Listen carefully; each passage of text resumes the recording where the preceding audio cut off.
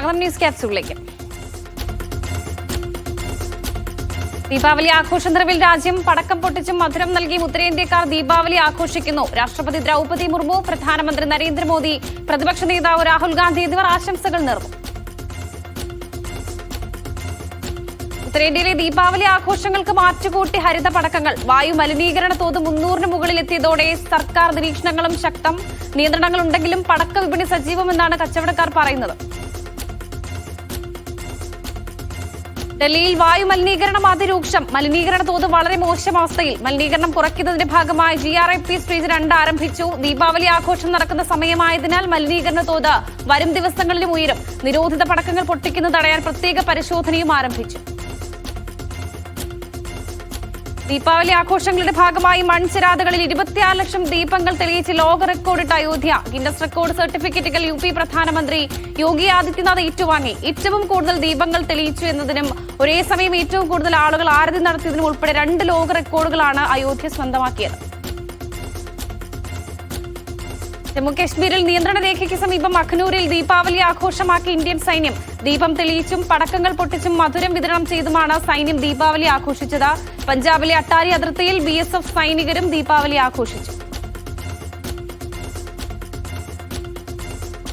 ഗുജറാത്തിലെ ദ്വാരക മുനിസിപ്പൽ കോർപ്പറേഷന്റെ മാലിന്യം തള്ളുന്ന സ്ഥലത്ത് തീപിടുത്തം. തിങ്കളാഴ്ച പുലർച്ചെയാണ് തീപിടുത്തമുണ്ടായത്. അഗ്നിശമന സേനാംഗങ്ങൾ സ്ഥലത്തെത്തുകയും തീ നിയന്ത്രണ വിധേയമാക്കാനുള്ള ശ്രമങ്ങൾ തുടരുകയുമാണ്. ബീഹാർ നിയമസഭാ തെരഞ്ഞെടുപ്പിൽ മഹാസഖ്യത്തിലെ പോര് തുടരുന്നു. നാമനിർദ്ദേശ പത്രിക പിൻവലിക്കാനുള്ള തീയതി ഇന്ന് അവസാനിക്കാനിരിക്കെ ചില മണ്ഡലങ്ങളിൽ മത്സരത്തിൽ നിന്ന് പിന്മാറാതെ കക്ഷികൾ നേർക്കുനേർ. മുഖ്യമന്ത്രി സ്ഥാനവും സീറ്റ് വിഭജനവുമായി ബന്ധപ്പെട്ട് NDAയിൽ ഉടലെടുത്ത പ്രശ്നങ്ങൾക്കും പരിഹാരം കണ്ടെത്തിയിട്ടില്ല.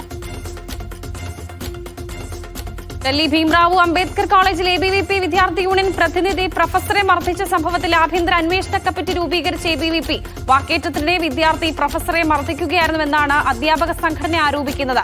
സംഭവത്തിൽ ABVP ഖേദം പ്രകടിപ്പിച്ചു. അധ്യാപകർക്ക് നേരെയുള്ള അക്രമം ഒരു സാഹചര്യത്തിലും ന്യായീകരിക്കാനാകില്ലെന്നും ABVP.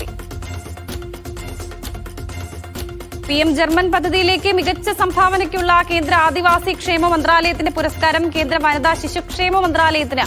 ദുർബല ആദിവാസി ഗോത്ര വിഭാഗങ്ങൾക്കിടയിൽ 2000-ലധികം അങ്കണവാടികൾ പ്രവർത്തന സജ്ജമാക്കിയതിനാണ് പുരസ്കാരം. അരുണാചൽ പ്രദേശിലെ ലാഹോ ഗ്രാമത്തിൽ നിന്നും സായുധ സംഘം തട്ടിക്കൊണ്ടുപോയ 2 തൊഴിലാളികളെ സൈന്യം മോചിപ്പിച്ചു. റോഡ് പണിക്കായി അസമിൽ നിന്നെത്തിയ തൊഴിലാളികളെയാണ് സായുധ സംഘം തട്ടിക്കൊണ്ടുപോയത്. തൊഴിലാളികളെ മോചിപ്പിക്കാൻ ശ്രമിക്കുന്നതിനിടെ സൈന്യത്തിന് നേരെ വെടിവയ്പുണ്ടായതായി അധികൃതർ. വൈദ്യപരിശോധനയ്ക്ക് ശേഷം തൊഴിലാളികളെ വിട്ടയക്കുമെന്ന് സൈന്യം. റെയിൽവേ ലക്ഷ്യമിട്ട് സോഷ്യൽ മീഡിയയിൽ വ്യാജ വീഡിയോകൾ പ്രചരിപ്പിക്കുന്നവർക്കെതിരെ കർശന നടപടി സ്വീകരിക്കുമെന്ന് അശ്വിനി വൈഷ്ണവ്. യാത്രക്കാർക്കിടയിൽ ആശയക്കുഴപ്പമുണ്ടാകുന്നതിനാൽ ഇത്തരം വ്യാജ വീഡിയോകൾ പ്രചരിപ്പിക്കരുതെന്ന് അദ്ദേഹം അഭ്യർത്ഥിച്ചു. ഉത്സവ സീസണിൽ യാത്രക്കാരുടെ സുരക്ഷയും സൌകര്യവും ഉറപ്പാക്കുന്നതിനായി വൈഷ്ണവ് ആനന്ദ് വിഹാർ സ്റ്റേഷനിൽ മിന്നൽ പരിശോധന നടത്തി.